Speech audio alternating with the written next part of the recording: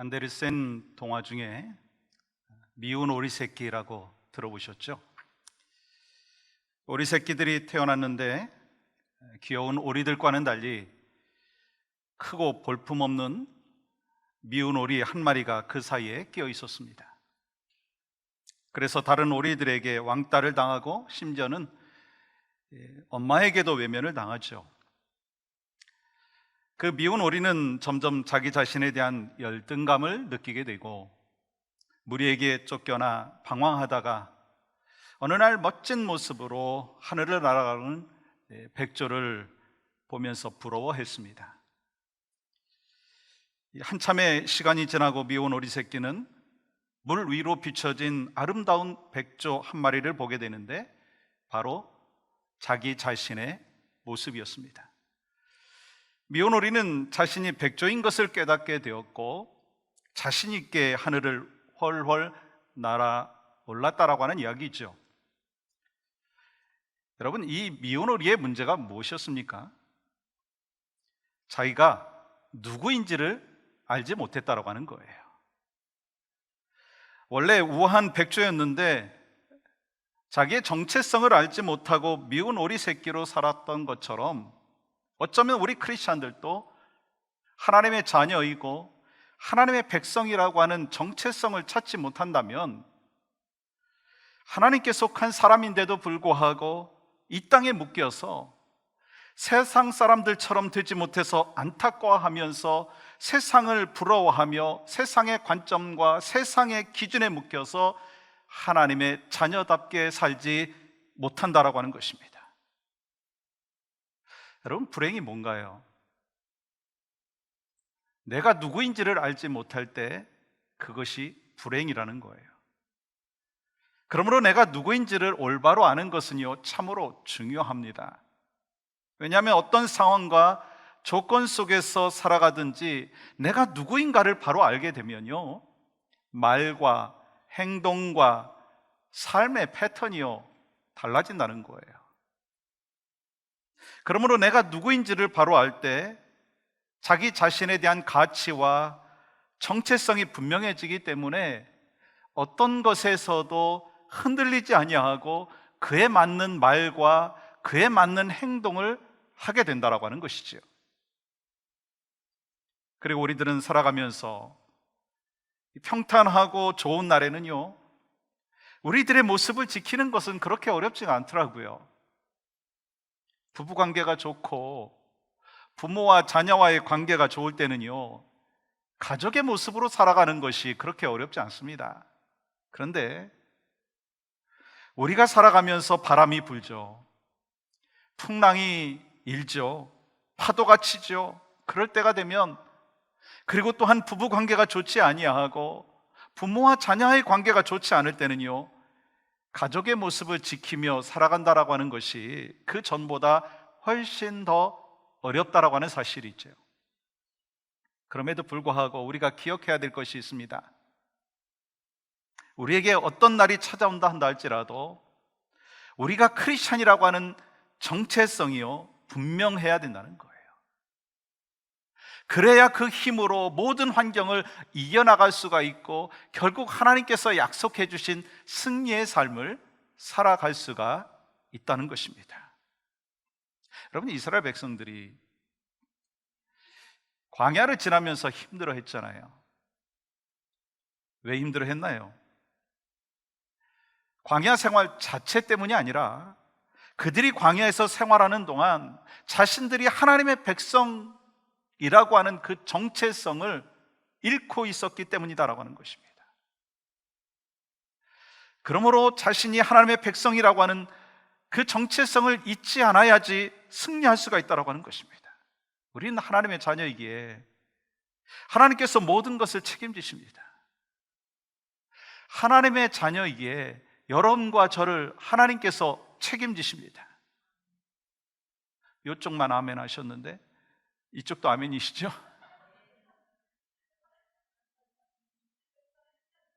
여러분, 우리가 어떤 날이 찾아온다 한다 할지라도 우리가 크리스찬이라고 하는 정체성이 분명해야지 그 힘으로 그 모든 환경들을 이겨나갈 수가 있다라고 하는 것입니다. 그런데 내가 하나님의 백성이라고 하는 정체성을 잃게 되면 혼란스럽고 흔들리는 것이 바로 우리의 삶 가운데 직접 찾아온다라고 하는 것입니다. 하나님께서는요, 이스라엘 백성들을 바라보시면서 내가 너희들을 책임지겠다라고 말씀하셨습니다. 그런데 이스라엘 백성들이 하나님의 자녀라고 하는, 하나님의 백성이라고 하는 정체성을 잃고 있었기 때문에 늘 불안해했어요. 그러면서 뭐가 나타났어요? 불평이 나타났습니다. 우리는 하나님 앞에서 또 세상 가운데 살아가면서 하나님의 자녀로서, 성도로서, 교회로서 살아가는 것이 참으로 쉽지 않은 시대 속에서 살고 있습니다. 부인할 수가 없어요. 그렇지만 이 시대의 성도로서, 교회로서, 그리고 하나님의 백성으로서 살아가는 것이 어렵다 한다 할지라도 정체성은요, 변하지 않는다는 거예요.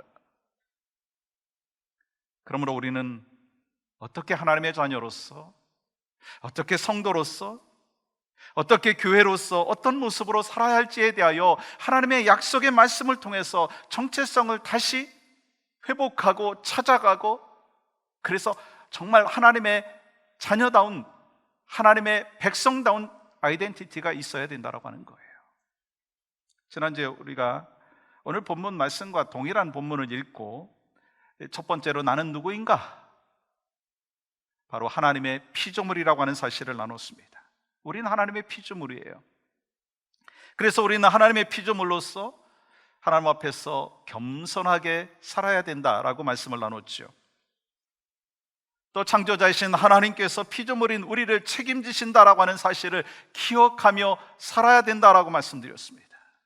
그러므로 아무리 큰 문제가 우리에게 닥쳐온다 한다 할지라도, 아무리 어려운 환경과 그리고 장애물이 있다 한다 할지라도, 아무리 큰 어려움과 아픔이 있다 한다 할지라도 두려워하지 말고 창조주 하나님께서 나와 우리 가정과 섬기는 교회를 책임진다라고 하는 사실을 기억하며 살아야 된다라고 하는 것을 같이 나눴죠. 아멘이시죠? 오늘은 나는 누구인가? 정체성에 관한 두 번째 시간인데요, 26절과 27절은 이렇게 기록되어 있습니다. 하나님이 이르시되 우리의 형상을 따라 우리의 모양대로 우리가 사람을 만들고 그들로 바다의 물고기와 하늘의 새와 가축과 온 땅과 땅에 기는 모든 것을 다스리게 하자 하시고, 하나님이 자기 형상 곧 하나님의 형상대로 사람을 창조하시되 남자와 여자를 창조하시고. 지난주에는 이 두 구절을 통해서 하나님께서 사람을 창조하셨다는 것을 말씀드렸고요, 오늘은요, 하나님께서 우리를 향한 특별한 계획과 뜻을 갖고 하나님의 목적을 이루시기 위해서 창조되었다라고 하는 것을 말씀드리려고 합니다. 그 첫 번째 뭐냐면 하나님의 형상대로 창조되었습니다. 하나님께서 사람을 창조하셨는데요, 어떻게 창조하셨다고요? 26절 보십시오. 우리의 형상을 따라 우리의 모양대로 우리가 사람을 만들자. 우리는 누구예요? 성부 하나님, 성자 하나님, 성령의 하나님께서 그 하나님의 형상을 따라 그 하나님의 모양대로 우리가 사람을 만들자 작정하셨어요. 그리고 27절 보세요. 하나님이 자기 형상 곧 하나님의 형상대로 사람을 창조하시되 남자와 여자를 창조하시고. 성경은 하나님께서는 특별한 사람만이 하나님의 피조물이라고 말씀하지 아니하였어요. 모든 인간이 하나님의 형상을 이어받은 자라고 말씀하고 있습니다. 이 말씀은요, 우리 모든 존재하는 하나님의 사람들은요, 존귀한 자라고 하는 뜻입니다. 그러니까 하나님께서 사람을 창조하실 때 다른 동물들과 창조하실 때와 다르게 하나님의 형상을 따라 창조하셨다고 말씀하는 거예요. 그것은요, 우리는요, 하나님을 닮았다라고 말씀하는 거예요. 이 사람들은 아기가 태어나면 제일 먼저 누구 닮았나 관심 있잖아요. 자녀가 태어나도, 손주들이 태어나도 누구 닮았나 관심을 갖습니다. 분명한 것은요, 아기는요, 부모를 닮아요. 저도 가만히 보면 천국에 가신 그 아버지를 많이 닮았더라고요. 아버지의 좋지 못한 성격도 제가 닮은 부분들이 있어요. 그때는 참 나쁘다고 생각을 했는데 보니까 저에게도 그게 있더라고요. 얼굴도 닮았어요. 심지어는요, 목소리까지 닮았어요. 그러니까 그 부모의 형상이 자녀에게 있는 것입니다. 그러므로 형상은요, 사진을 찍었다라고 하는 말이에요. 하나님의 형상을 나에게 사진 찍듯이 찍어 놓은 것이 바로 나라는 거예요. 우리들이 하나님과 함께 지어졌다는 거예요. 그러므로 여러분과 저의 모습 속에서 어떤 모습이 나타나야 돼요? 하나님을 닮은 모습, 하나님의 형상이 나타나야 된다는 거예요. 그렇다면 하나님의 형상이란 무엇을 의미하는가? 하나님의 형상은요, 인간의 외적인 부분을 말씀하는 것이 아니라 우리의 내면이 하나님의 성품을 닮았다라고 하는 것입니다. 우리의 내면이 하나님의 성품의 영향을 받아서 창조가 되었다라고 하는 것입니다. 그리고 하나님의 형상에는요, 몇 가지가 포함되어 있는데요, 그 첫 번째는요, 이성입니다. 인간에게는 생각할 수 있고 추리할 수 있고 판단할 수 있는 능력이 있잖아요.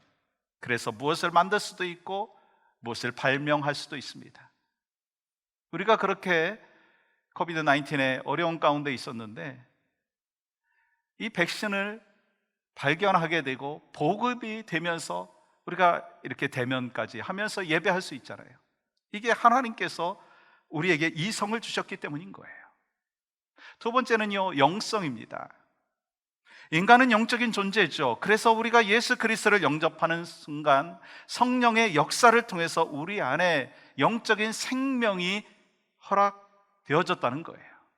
그 순간에 우리는 영적으로 거듭났고 영원한 생명을 얻게 되었다는 것입니다. 세 번째로 하나님의 형상은요, 도덕성입니다.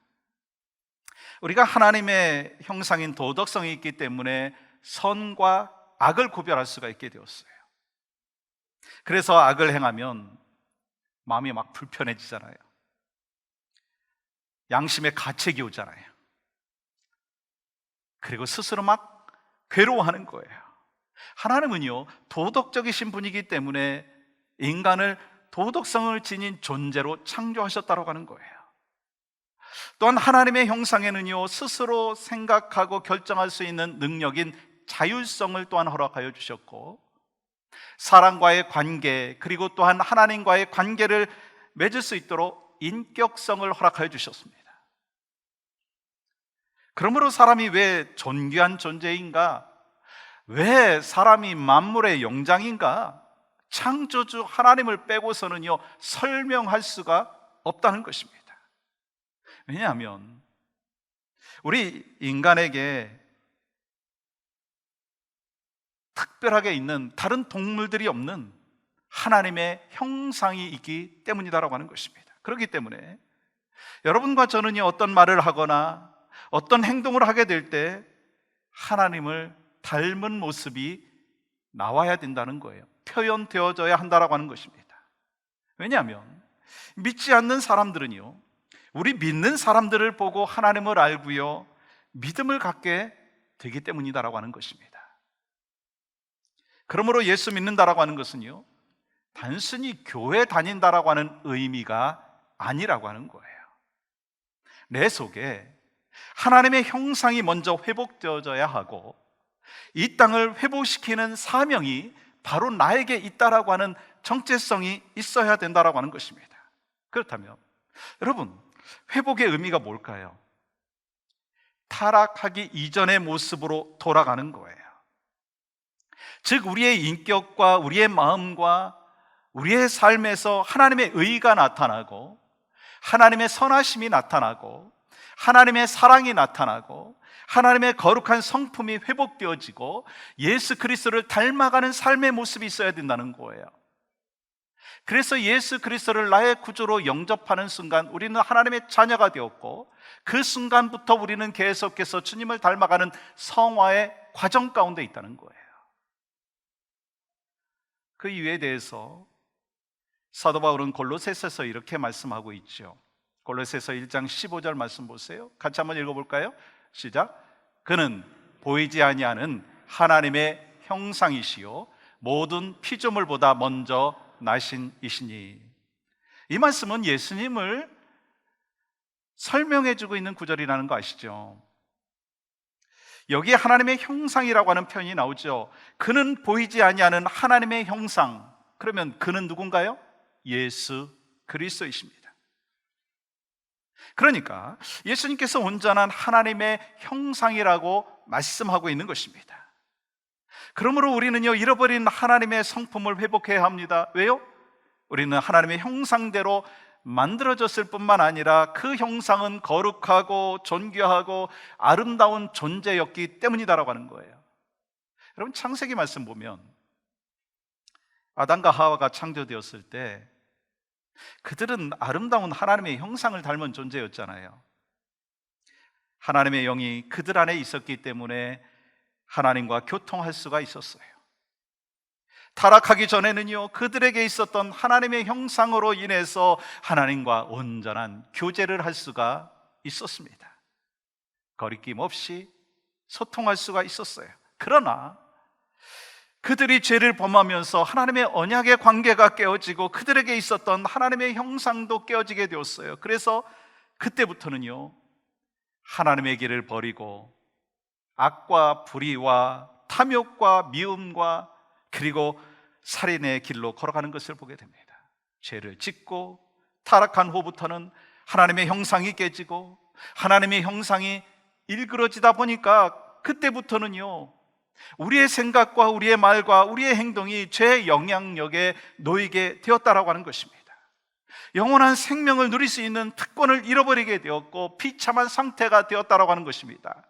그러나 하나님께서는요, 우리를 그대로 버려두지 아니하시고 우리의 모습 속에 하나님의 형상이 회복될 수 있는 방법을 주셨어요. 그 길을 열어주셨습니다. 그 방법과 길이 무엇인가요? 바로 예수 그리스도인 줄 믿습니다. 그러므로 예수 그리스도를 영접하고 구원받았다라고 하는 것은요, 깨어진 하나님의 형상을 회복하기 시작했다라고 하는 것이고, 하나님의 형상이 회복되었다라고 하는 것은요, 우리의 영이 다시 살아나게 되어서 하나님과 깊은 교제의 단계로 갈 수 있게끔 하나님이 허락하여 주셨다라고 하는 것입니다. 그래서 우리의 이성과 우리의 영성과 우리의 도덕성과 자율성이 주님을 닮아가고 우리의 삶과 우리의 태도가 주님을 닮아가는 성화의 단계의 과정 속에 우리가 있다라고 하는 것입니다. 그래서 우리에게 주님은 길이요 진리요 생명이 되십니다. 그러니까 하나님의 형상을 닮아가려면 예수님을 따라가는 거예요. 날마다 예수님을 묵상하고 매 순간 예수님께서 어떤 생각을 하고 계시고 나를 향하여 기대하시는 것이 무엇인가, 예수님을 닮은 삶을 살아가야 된다라고 하는 거예요. 그래야지 깨어진 하나님의 형상이 내 안에, 우리 가정 안에, 섬기는 교회 안에, 이 땅 가운데 회복되어진다는 것입니다. 소망하기는 우리들의 생각과 말과 행동을 통해서 하나님의 형상이 아름답게 표현되어지고 나타날 수 있기를 주님의 이름으로 간절히 축복합니다. 그것이 바로 여러분과 저의 정체성이라는 거예요. 두 번째는 모든 것을 잘 가꾸도록 창조되었다는 것입니다. 하나님께서 우리를 창조하시면서 목적하신 것이 있는데요, 그것은 모든 것을 다스리게 하시고 가꾸게 하시는 청지기의 사명을 주셨다는 거예요. 26절 다시 한번 보시면 온 땅과 땅의 길은 모든 것을 다스리게 하자 하시고, 또 28절 말씀도요, 하늘의 새와 땅에 움직이는 모든 생물을 다스리라 하시니라. 하나님께서 우리를 향한 비전이 있으신 거예요. 생육하고 번성하여 땅에 충만하라, 땅을 정복하라, 모든 생물을 다스리라. 여러분, 이 말씀은요, 단순히 아들, 딸 많이 낳아서 이 세상에 사람들로 가득 채우라, 그런 것이 아니에요. 우리를 향한 하나님의 비전은요, 하나님의 형상과 모양으로 창조된 하나님의 자녀들이, 하나님의 백성들이, 하나님의 사람들이요, 하나님이 창조하신 가정과 교회와 삶의 터전에서, 세상에서 가득 채워져야 된다라고 하는 것을 말씀하는 거예요. 그러한 하나님의 자녀들이 하나님이 주신 만물을 다스리며 하나님을 경배하며 찬양하며 하나님의 영광이 드러날 수 있도록 잘 가꾸어야 된다라고 말씀하는 거예요. 하나님께서 분명히 말씀하셨죠. 존재하는 모든 것이 만들어졌고 그 존재하는 모든 것에는요, 목적이 있다고 말씀하셨어요. 예를 들어서 제가 지금 사용하고 있는 이 이어 마이크, 꽤 비싼 거거든요. 근데 제가 여러분한테 이렇게 설명하는 거예요. 여러분, 이 마이크는요, 저절로 생겨났어요. 제가 이렇게 설명하면 아무도 믿지 않을 것이고, 심지어는 어떤 분은 이렇게 이야기하실 거예요. 목사님 병원 가셔야 되나 보다, 그렇게 생각할 수도 있어요. 그렇습니다. 여러분, 이 마이크가 어떻게 저절로 생길 수가 있겠습니까? 누군가 만들었기 때문에 존재하는 거 아니겠어요? 그렇다면 여러분한테 한번 질문해 보겠습니다. 여러분, 이 이어 마이크가 복잡한가요? 우리 인간이 복잡한가요? 너무 어려운 질문을 했나요? 우리 사람이 복잡하죠. 그렇다면 우리는 어떻게 존재하게 되었는가? 어쩌다가 저절로 생겨났다고 생각하시는 분 혹시 계세요? 그분이야말로 병원 가셔야 돼요. 여러분, 이 마이크조차도 누군가가 만들었기 때문에 존재하듯이 우리도 누군가 만들었기 때문에 존재한다는 거예요. 그리고요, 이 이어 마이크를 만든 사람은요, 이 이어 마이크를 세일하면서 한 가지를 첨부했어요. 그것은 이 마이크를 잘 사용할 수 있도록 매뉴얼을 첨부했다는 거예요. 어떤 배터리를 넣어야 하는지, 어떻게 사용할 때 최고의 성능이 나오는지 알려줍니다. 그렇다면 이 마이크와 비교할 수 없이 훨씬 복잡한 인간을 하나님께서 만드시면서 우리가 어떻게 살아야 하는지, 우리의 시작과 우리의 중간과 우리의 마지막과 그리고 또한 죽음 이후에 대해서 매뉴얼을 주시지 않았겠느냐라고 하는 거예요. 하나님께서 우리에게 매뉴얼을 주셨습니다. 그 매뉴얼은 바로 하나님의 말씀인 줄 믿습니다. 이 땅에 존재하는 모든 것들은요, 만든 사람이 목적을 가지고 만들었듯이 우리 모든 사람을 향한 하나님의 창조의 목적이 있다는 거예요. 우리가 존재하는 분명한 목적이 있습니다. 그렇기 때문에 우리는 인생을 살아가면서 물어야 합니다.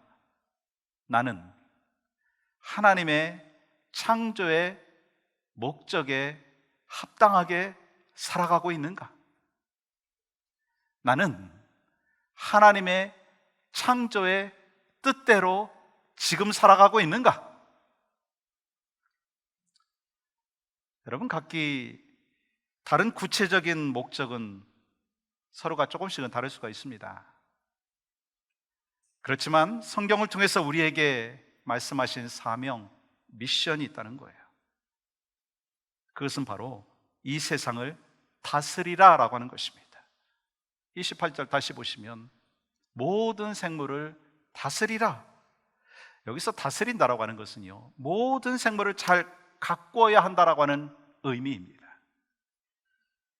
26절 말씀, 온 땅과 땅에 기는 모든 것을 다스리게 하자.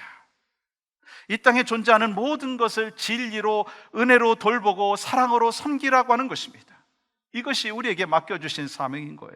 그러므로 우리는 하나님의 마음으로 우리의 가정을 잘 가꿔야 돼요. 내 자신을 잘 가꿔야 돼요. 우리의 자녀들을 잘 가꿔야 돼요. 여러분이 속한 직장 그리고 공동체를 섬기고 잘 가꿔야 될 사명이 있다고 하는 것입니다. 또한 교회와 세상을 잘 가꾸고 섬겨야 되는 사명이 우리에게 있다고 하는 것입니다. 그리고요, 우리가 맡겨주신 것을 잘 가꾸게 되면 어떤 결과가 있는지 여러분 아세요? 31절 말씀 보세요. 보시기에 심히 좋았더라. 하나님께서 지으신 것을 보시고 심히 좋았다라고 말씀하셨어요. 그러므로 잘 가꾸었을 때 마지막은 뭐냐면요, 심히 좋았다, 칭찬을 받는 거예요. 그러면서 우리에게 비전을 주신 거예요. 여러분과 제가 살아가고 있는 인생의 여정, 그리고 여러분과 제가 속한 가정, 그리고 여러분이 다니고 있는 직장, 그리고 여러분과 제가 섬기고 있는 교회, 그리고 세상 속에서 어떤 일을 하든지 하나님이 보시기에 좋았다라고 하는 칭찬을 받도록 내 가정과 내 인생과 직장과 교회와 세상을요 잘 가꿔야 한다라고 하는 거예요. 하나님께서 우리에게 주신 시간이 있잖아요. 하나님께서 우리에게 주신 재능이 있잖아요. 또 하나님께서 우리에게 맡겨주신 재물이 있잖아요. 그것을 잘 가꾸고 다스리게 되면 오늘 말씀처럼 심히 보기 좋았다 칭찬하시는 거예요. 우리의 지위도요 하나님께서 맡겨주신 거예요. 그런데요, 우리에게 맡겨주신 시간, 재능, 재물, 건강, 지위, 이 모든 것이 공통점이 있다는 거예요. 우리를 떠날 때가 있다는 거예요. 원래 하나님의 것이니까 우리가 맡고 있는 동안에는요 책임지고 관리하지만 언젠가는 우리의 손을 떠날 때가 있다는 거예요. 저는 언젠가 담임 목사의 자리를 떠날 때가 있을 거예요. 우리에게 있는 건강함, 언젠가 잃어버릴 때가 있을 것입니다. 그때까지 우리에게 있는 건강, 우리에게 있는 권세, 우리에게 있는 지위, 하나님께서 맡겨주시면서 잘 가꾸라 말씀하셨기에 여러분과 제가 주님 앞에 가는 그날까지 맡겨주신 우리의 인생, 맡겨주신 가정, 섬기는 교회, 삶의 공동체 잘 가꾸고 다스릴 수 있기를 주님의 이름으로 간절히 축복합니다. 어떻게 해요? 내 안에 있는 땅에 속한 죄악된 모습을 내려놓고 하나님의 뜻에 순종하는 삶을 살 때 가꾸고 다스릴 수가 있는 거예요. 그러므로 내가 먼저 내 안에 있는 죄악된 속성들을 굴복시키고 주님의 사랑으로 모든 것을 다스릴 수 있기를 간절히 소망합니다. 그리고 이 땅의 사명을 다 마치고 언젠가 우리가 주님 앞에 설 때 착하고 충성된 종이었다라고 하는 칭찬을 받을 뿐만 아니라 하나님께서 각자에게 맡겨주신 사명, 각자에게 맡겨주신 가정, 각자에게 맡겨주신 교회, 그리고 시간과 재능, 건강을 잘 가꿈으로 인해서 주님께서 심히 좋았다라고 하는 칭찬을 받기를 주님의 이름으로 간절히 축복합니다. 그러한 한 주간이 되시고 그러한 일생이 되시기를 주님의 이름으로 간절히 축복합니다.